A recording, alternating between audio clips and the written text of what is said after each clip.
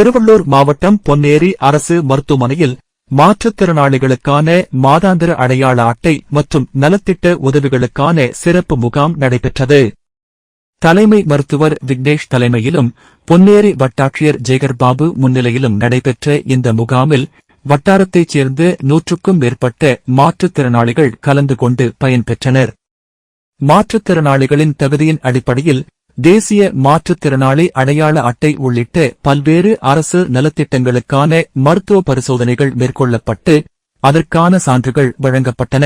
மேலும் தேவைக்கேற்ப சக்கர நாற்காலி, கை மற்றும் கால் உதவி உபகரணங்கள், ஸ்கூட்டர் உள்ளிட்ட உதவி உபகரணங்கள் மற்றும் உதவித்தொகை தொடர்பான சேவைகளுக்கான வழிகாட்டுதல்களும் வழங்கப்பட்டன. திருவள்ளூர் மாவட்ட மாற்றுத்திறனாளிகள் நலத்துறை அதிகாரி குமார் வழிகாட்டுதலின்படி இந்த முகாம் நடைபெற்றது.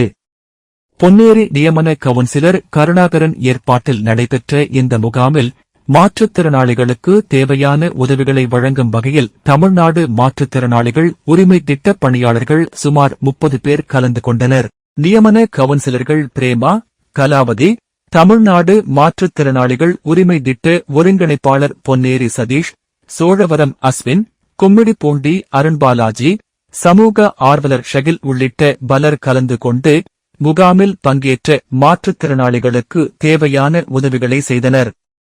இதனிடையே மாற்றுத்திறனாளிகளுக்கு வீட்டுமனை வழங்க வேண்டும் என்ற கோரிக்கையை வலியுறுத்தி நியமன கவுன்சிலர் கருணாகரன் தலைமையில் பொன்னேரி வட்டாட்சியர் ஜெகர்பாபுவிடம் மனுவும் அளிக்கப்பட்டது.